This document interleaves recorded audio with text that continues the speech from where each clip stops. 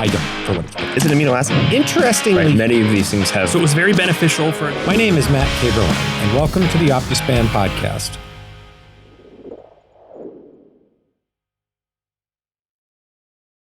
All right, Matt, so I got another video for you.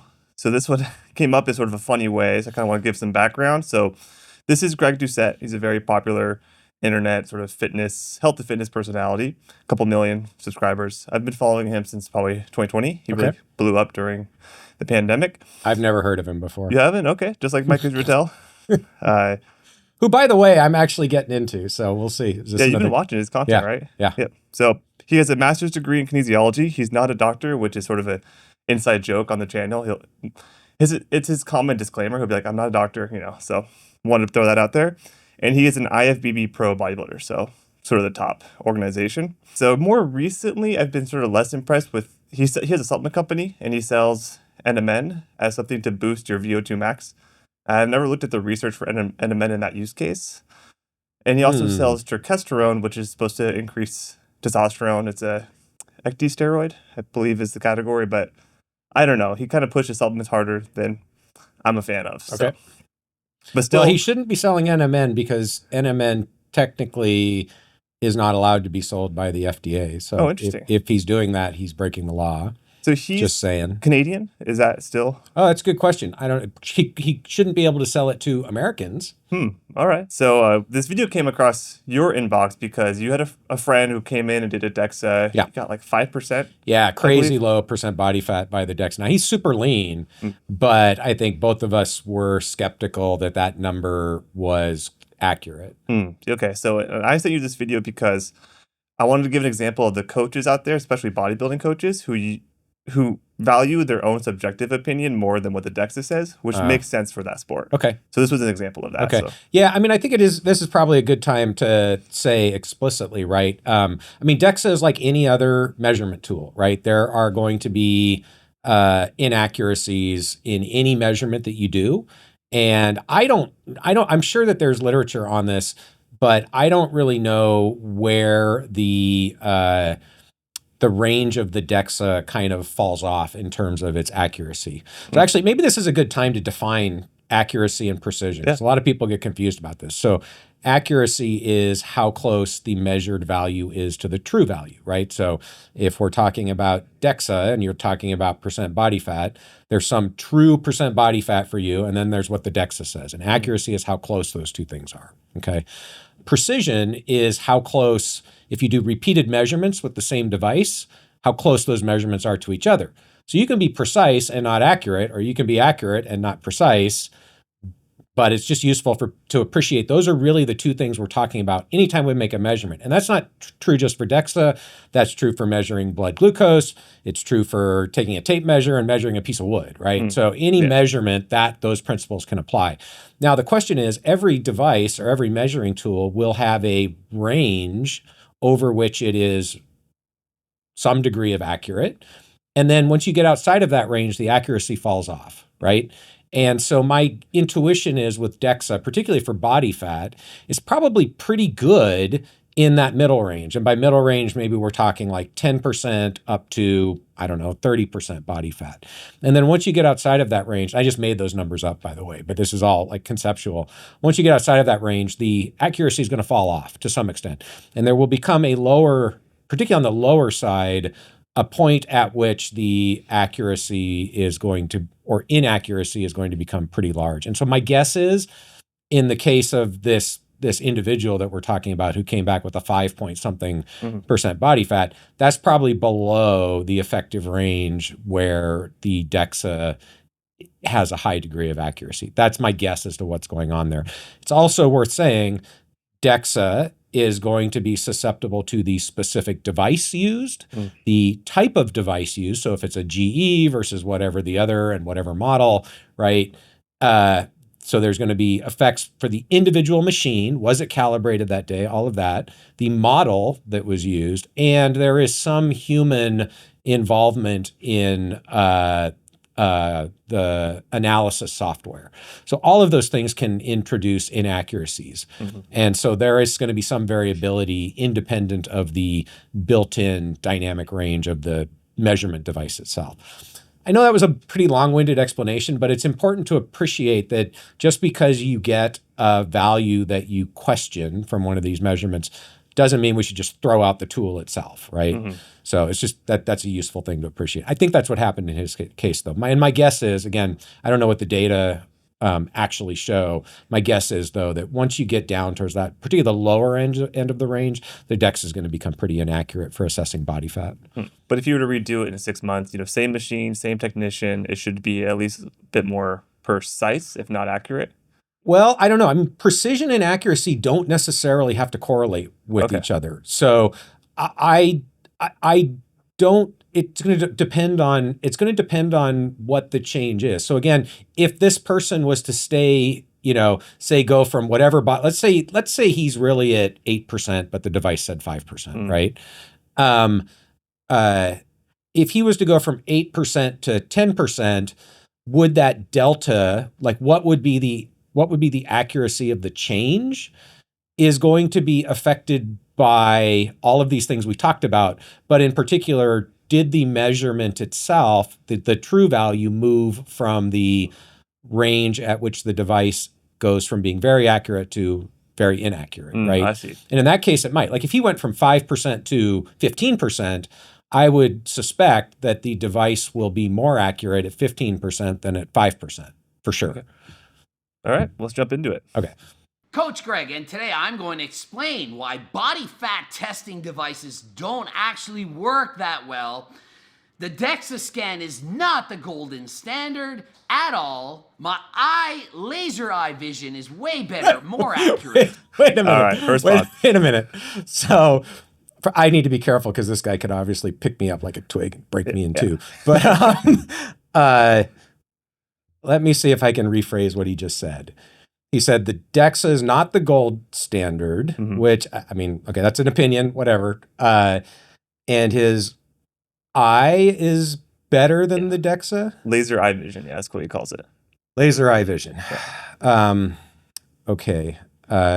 So I guess it depends on what he's measuring, right? So, but the thing that comes immediately to my mind is, again, DEXA is just a tool, right? So it's really no different than a tape measure when you think about it. You're using it to measure something, in this case, body fat, muscle mass, bone density, right? So this sounds like, if you're out in your backyard putting up a new fence and you need to cut a 2x4 to 4 feet, right? Yeah. And, you're going to get your tape measure and your buddy who's had like 3 beers is like, my eye is better. I could cut it. I mean, come on. Yeah. Come on. Yeah, let's go. Not a great start, at least from a scientific perspective. But let's see where we go. Yeah. The other thing I would say is, again, I think probably what he's going to say is that for percent body fat, maybe for muscle mass, his eye, he feels like he can look at somebody and estimate their percent body fat or muscle mass better than the DEXA. I doubt that's true. In fact, I would go so far, having not watched any more of this video, to say that if he would like to make a bet, I would bet $1,000 that if we take 100 people off the street and compare his eye to a DEXA, the DEXA is going to be more accurate. Interesting. For body fat, for muscle mass, certainly for bone density. Now, he says he has X-ray vision. Yeah. Unless he has Superman X-ray vision, he's not going to be able to assess bone density just by looking at someone. But no way. Again, maybe if you took only bodybuilders who are extremely lean, and as we sort of already suggested, that might be where the DEXA really falls off. Maybe somebody who's been trained in that world can more accurately assess body fat at that very, very extreme end of the spectrum. If you just took 100 random people off the street, no chance this guy can estimate better than the DEXA. Yeah, so I think if I was doing a bodybuilding competition, and if I was paying him to be my coach, I'd probably trust him saying, yes, you're ready for the stage, more so than a DEXA. Just because he judges bodybuilders on stage. Sure. Yeah, so absolutely. That's a use case. But the DEXA is not a tool for measuring whether you're going to win a bodybuilding competition. Which is his use case, though. But for muscle mass, for like ALMI in particular, For visceral adipose tissue and for bone density, DEXA all day. I mean, visceral adipose is another good example, right? You might be able to tell just by kind of trying to look at the hip and the waist and that. Yeah. DEXA is going to be way more accurate. If the machine is calibrated and used properly, again, it's a tool that has to be used the way the tool is designed to be used. But if used properly, yeah, there's no way that a human eye is going to be more accurate than a DEXA. Exactly. All right. I explained why. I'm going to go into detail. I'm going to even use a study to show this, even though studies half the time are wrong. Use the studies against wait a minute. themselves. Come on. So half the studies half the time are wrong. I mean, again, it is absolutely the case that there is scientific data that is not reproducible. I think this sort of, general science bashing nonsense comment that half the science that's out there is wrong is first of all, it's not true. And second, it is actually quite harmful for people's perception or understanding of the scientific process. So again, this guy is not rising up in my book as to somebody who I would want to pay a lot of attention to. What's the best version of him saying half the studies are wrong? Like what? Oh, well, first of all, in this context, if he's trying to use the study to make his case, I'm not sure why he even brings that up other than to try to bash science. So first of all, I think that's part of the issue here is this guy is, I don't know if he's scientifically trained or not, but those kinds of comments are intellectually dishonest and used to discredit the scientific process, or at least that's the way that it comes across here. Okay. So I'm not sure, it doesn't strengthen his argument to say that I'm going to use this science paper, even though half of science is wrong, to make my point. I don't know, that doesn't make any sense. But what I was suggesting is I think that is like I said, an intellectually dishonest statement that is designed to cast doubt on the scientific process itself. I see. He makes it sort of confusing, and then he goes, but I'm the solution. So problem solution is kind of what I'm hearing. Yeah, don't believe the scientists. Yeah. Believe me and my Superman eyes. There we go. To prove to you why I'm right. I'm right 98 to 99% of the time. So stop doubting. His accuracy is 98 to 99%. It's good. The MRI, that is the most accurate that we have that we can do. Aside from you're dead and you take apart the entire body, why do I know that it's the most accurate? Because it says so. It's not Stone Cold saying so. It says so. They did the MRI test. It says. You want to read this? I've read that study. Okay, so I was going to read it for the audience real quick. What's on the screen right now? So, okay, sorry. The most accurate methods of quantifying skeletal muscle mass in vivo are arguably magnetic resonance imaging (MRI) and CT scans, as these technologies have been shown to be near perfect correlated with cadaveric values, so an R value of 0.99. Right. So, I mean, basically all they're saying is that for volume, I'm guessing, that the MRI is very, very close to the measurement you get if you have the dead body and you measure the volume of the muscle that way. Take it out and measure it.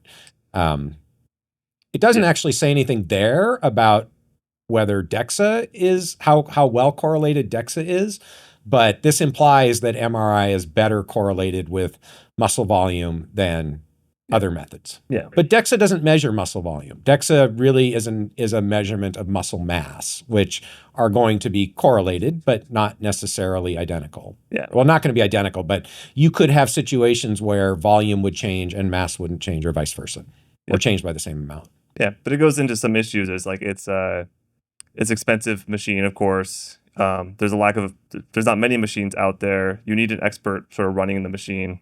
Right. There's the pragmatic aspect, right? And again, I just think it's important for people to appreciate these are all just measurement tools. They're no different than a tape measure, right? Mm-hmm. And so, or a ruler, or other things you can measure stuff with, a scale, right? So I think it's important, though, to recognize, as you just suggested, that there's a pragmatic piece to this, right? That you can have a DEXA, as we know, in the back of a Sprinter van. You're not going to have an MRI in the back of a Sprinter van. The cost is orders of magnitude different. The expertise required is different. So DEXAs are also much more pragmatic, even if they are perhaps slightly or maybe a lot. Again, that remains to be seen, less accurate than MRIs. The other thing too is he's talking about body fat.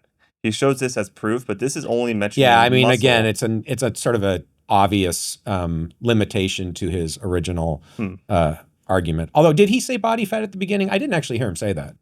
Well, when he talks about laser eye vision, I think he's usually talking about body fat. Okay. So. Your body fat.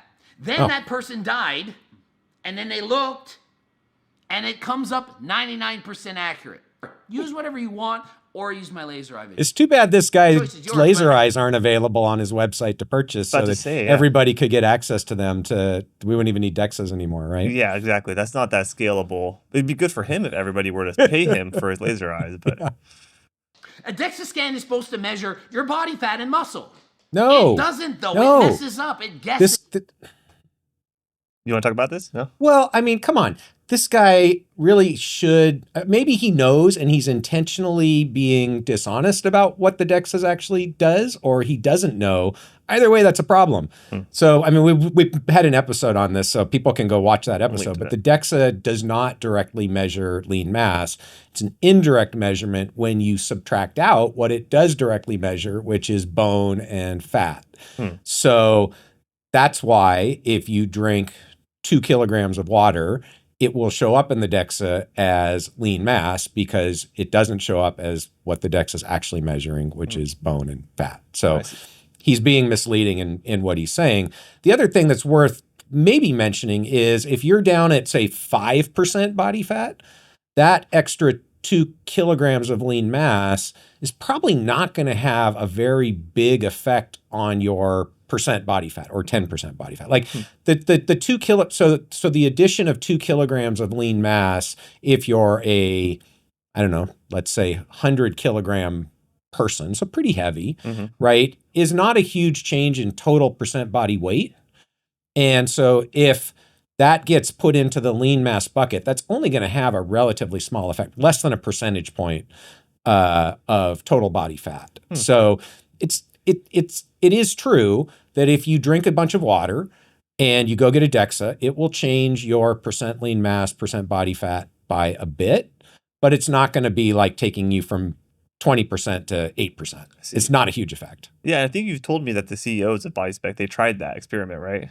They've done that before? Yeah, and I mean, again, it's just math, right? So you could calculate. Take your own DEXA data, take your body weight, the mass of fat that was measured. That'll give you your percent body fat, and then add 2 kilograms to your body weight and see what it does. But I think it's important to say that most DEXA companies, before you come in, they'll coach you on like, hey, eat a normal breakfast, drink normal amounts of water. You want to standardize each time you do. But again, it's if you're interested in sub% changes, it could have an effect that would be meaningful.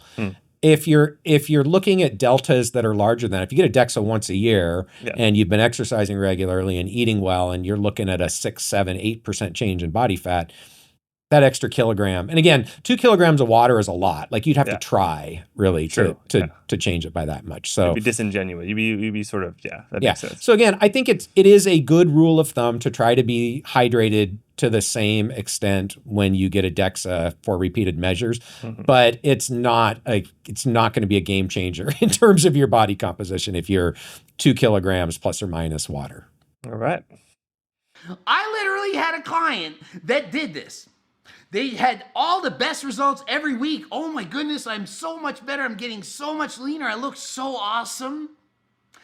And they did the DEXA scan after, and they're all into the DEXA. And I'm like, dude, I don't care. Like the mirror and the weight change, and I'm like, you're doing awesome. DEXA scan results come in. Loses muscle and like has the same body fat percent. I'm like, the DEXA's wrong. Coach Greg though, but the DEXA scan is the golden standard. I'm like, dude, my eyeballs are the freaking golden standard. I see the difference. Picture. So stop for a sec. So it would be nice if you got to data at some point, but this is actually, I think, a reasonable point that if you, over say a 3-month period, your working out, you're eating healthy, you see that you lose weight, you look in the mirror, you look more muscular, and you go get a DEXA. And if the DEXA doesn't line up with what you see or how much you're lifting, that can happen. Like, again, every measurement tool has imprecision, right? And inaccuracies. And I do think it is true that you want to be guided more by what you see and how you feel and how much weight you can move in the gym versus the DEXA if those are discordant. Again, this is a hypothetical. Maybe it happened to his client. Maybe he's making it up. I have no idea.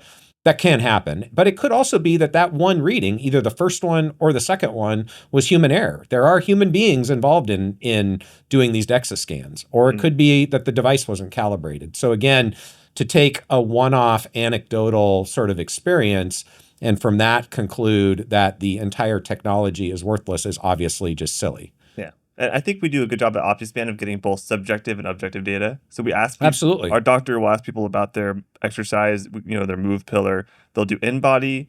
They'll do DEXA that same day. We'll look at their Apple Watch or Garmin, see their VO2 max, but we'll also test their VO2 max on a Cosmed machine. And there's value in having multiple data points. I agree completely. The more different ways that you can assess the same thing or related physiological measurements, the better. If it went up, the muscle went up. If it went down, the muscle went down. Okay? The MRI, if it went that way, the muscle went down, and if it went this way, the muscle went up. Okay? Doesn't even matter. You don't even have to understand or even Should I see start any of explaining this the aging papers in this way? Yeah, condescendingly. So I assume you're in the 5% who understands this. Well, so I mean, basically what this is showing is the correlation between the MRI and the DEXA on the change from before and after. What he didn't show, because this is what people who are trying to dishonestly make an argument do, is the data from figure 1 that actually showed that the DEXA is highly correlated with the MRI on the initial baseline measurements. And again, I think this is where people need to appreciate the precision and accuracy of the devices, right? So what's being shown here, so if you look at their percent muscle mass at baseline, and you use MRI and DEXA, they're highly correlated. Very, very strong correlation. I don't remember what it was. You got it sitting in front of you, but it's probably like in the 90s somewhere. Okay, that's figure 1. That basically proves that DEXA is a very, very good device for measuring lean mass. Doesn't say anything about body fat because that wasn't in this study. So everything he's saying about body fat, this study is irrelevant. But for muscle mass, it's a very good measurement. Yeah. What this is showing is that when you look at the change over time with training in this short period, that the MRI and the DEXA are less well correlated. They're still correlated. It's still a positive correlation. It's just not a 0.9 correlation.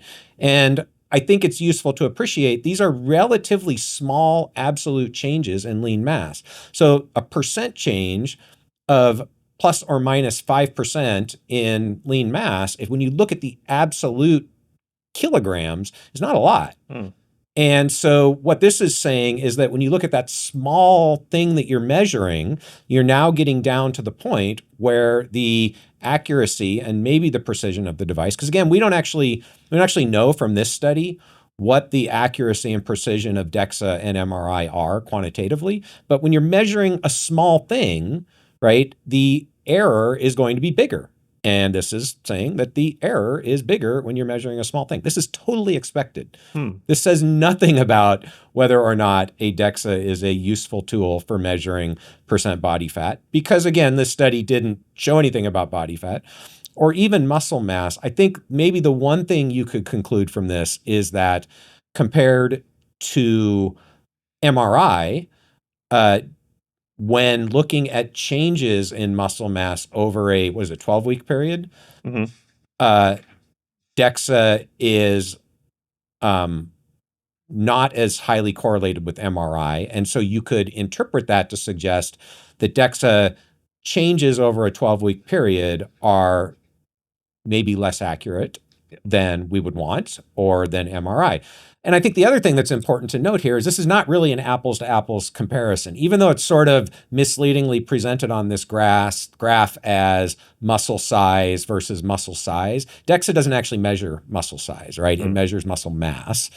MRI will measure muscle volume, so size. So they had to do, some sort of jumping through hoops to get from muscle mass to muscle size. They don't actually say in the methods exactly how they did that. They cite another paper, but it's not a direct comparison. So there's actually another calculation in here that's hidden that could be influencing the relatively poor correlation here. So it might not even really be the DEXA. It might be that hidden calculation to convert from muscle mass to muscle size that's adding to the error. Again, anybody who understands statistics will understand that when you're doing those sorts of multiple calculations to get to a final result, the error propagates. So if there's error in this number and there's error in this number, and when you multiply them together, the error is a lot bigger.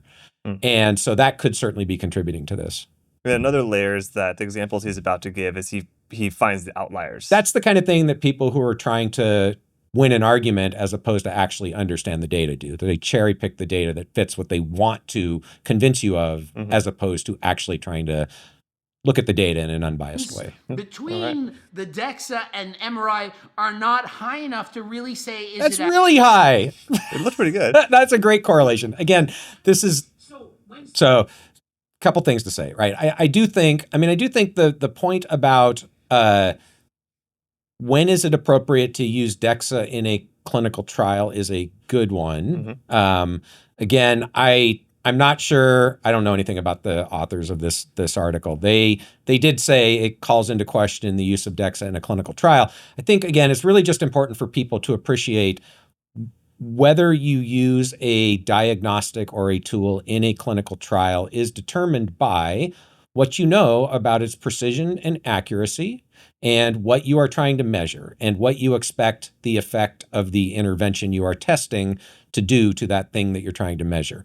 There are statistical methods well established. Anybody who does a clinical trial knows how to do these power calculations to determine whether or not the measurement tool you are using is an appropriate measurement tool for the size of the clinical trial that you are doing and what you are trying to measure. So I don't think this study in and of itself calls into question the use of DEXAs in clinical trials. What it might do is add additional data for when the statistician who is doing the power calculation for the clinical trial determines whether or not there are enough people in the trial to be able to detect a statistically significant change in the endpoint. Because this study may give some additional information on the accuracy of the DEXA, at least relative to MRI, for short-term changes in muscle mass. That's the scientific way to interpret this. But again, this is all well established in the clinical trial community for how you address that. So I don't think there's anything really novel here. The other thing I think that is important to note, again, I don't know whether they actually did repeated measurements in this study or not. But if you don't do repeated measurements, you can't actually tell anything about precision. Because remember, precision is how close the measured values are to each other. So if you know the true value, you can perhaps tell something about accuracy. But even then, anybody who understands statistics would want to do the measurement more than once. So if they only did one measurement on each of these peoples, you kind of have to be like, okay, this study really is pretty questionable. I see. So part of what I'm hearing is there's different tools for different jobs. So for some jobs, you might choose MRI. Some you might choose DEXA.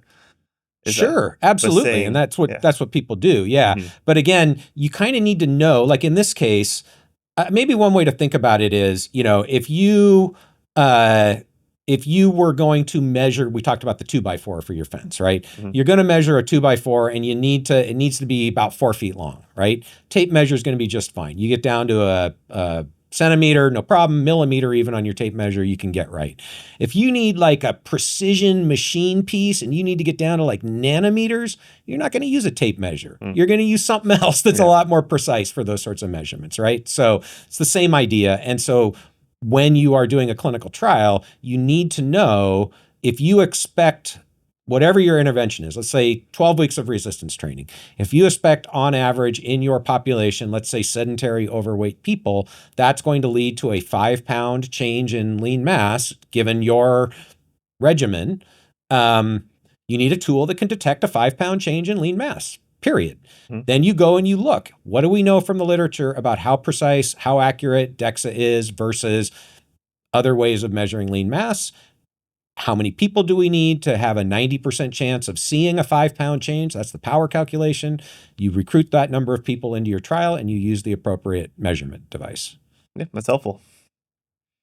Greg is wrong. His laser eye vision isn't that good. The DEXA scan is so much better because Matt does fitness at 14.2%. And he, even though he's shredded and has ripped muscle everywhere and looks amazing, he doesn't actually have 14%. Because the bod pods agrees, and because the skin fold agrees. So a couple things to say here. I mean, again, I think the point that he is really trying to make, there's some validity to, right? Again, especially once you get towards the lower end of the spectrum, it is certainly believable that the human eye may be more accurate, at least a trained human eye, than a DEXA. What he's sort of neglecting here is the fact that that different people store fat differently. So if we're really only interested in percent body fat, it very well could be the case that two individuals based on their genetic makeup will look very different at the same percent body fat, right? To the eye, because one person may store a lot of it, near the surface. Another person may have more visceral adipose. So that can have a difference that, again, I don't think the human eye is going to really be able to pick up. So again, I think he's right. For certain people within certain ranges, they will be better able than the DEXA to accurately predict percent body fat. But there are genetic predispositions that will confound the human eye where the DEXA is going to be better able to resolve those. Okay. You do 1,000 studies on 1,000 different kinds of cereals, and eventually one of the cereals is going to come out that, whoa, this cereal makes you gain 5 pounds of muscle in 10 weeks just by eating cereal. The studies prove it. I mean, that's statistics, right? That's why we have p-values. Yeah. The DEXA scan. It's not accurate. It's a flawed study. You can't base conclusions on flawed data. You get wrongs. 2 wrongs don't make a right. Remember somebody taught you that in school at some point? This applies right here. Bunch of wrongs lead to a wrong conclusion. That's what I'm saying. That could sum up this video. Yeah. That's the end of the video. So any final thoughts, takeaways? I mean, again, I'd have to watch more of his material. I think, as you said, maybe this was just skewed a little bit towards less rigorous and logical thought. I think clearly there's a lot of problems with the way he is analyzing this question. There's some little bits of truth in there, but I think this reflects, again, I don't know his background, whether this is just an honest lack of understanding of measurements and precision and accuracy and statistics, or if he's just trying to, in an entertaining way, win an argument. But I think it's pretty easy to pick apart the logic of his argument here. Clearly, DEXA is a useful tool for assessing body composition. It has errors associated with the measurement, like any tool does. And those errors can come from a variety of sources.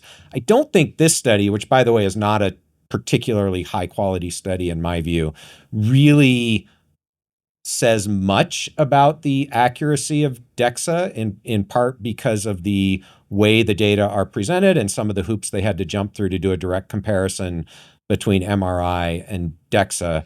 And it's non-obvious even how big the actual changes are.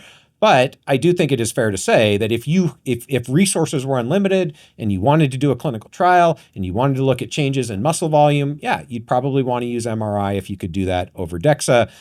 If you're trying to do a more pragmatic study, or you're just the average person wanting to monitor your body composition over time, DEXA is a really good tool. and it'll give you bone density, which you're not going to get from some of these other tools, and you're certainly not going to get from this guy's X-ray laser eyes. Yeah. Well, I think what I'm going to do is watch some of his videos, and maybe in a month or two we can react to one that might win you over. Okay, maybe good. something related to nutrition or exercise, which is more of his area. And please don't come over here and break me in two. Okay? Yeah, really.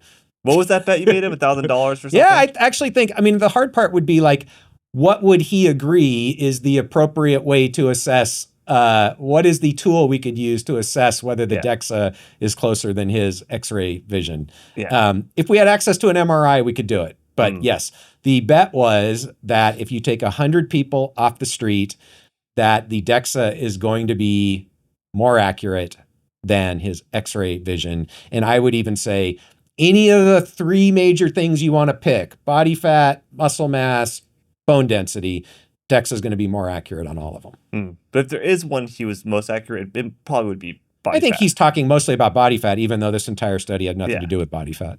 Yeah, my sort of takeaway is that he's very deep in his world of coaching and competitive bodybuilding, that he's taking that and applying it to a broad population. Where here at OptiSpan, we're meeting more, less competitive people, more people training for health and longevity. So yeah, maybe so. But again, nothing in his argument was coherent and logical enough and doesn't hold up. Like we just said, the primary study that he used to make his argument doesn't even measure the thing that he's claiming DEXA is not very good at measuring, right? So it's not a very strong body of evidence even to support that at the low end of the spectrum, which I think is probably true, but this doesn't provide any data for the idea that even among very, very lean people, the eye is better than the DEXA, or his eye is better than the DEXA. Good. Who knows? Yep. Good note to end on. So thanks, Matt. Yep.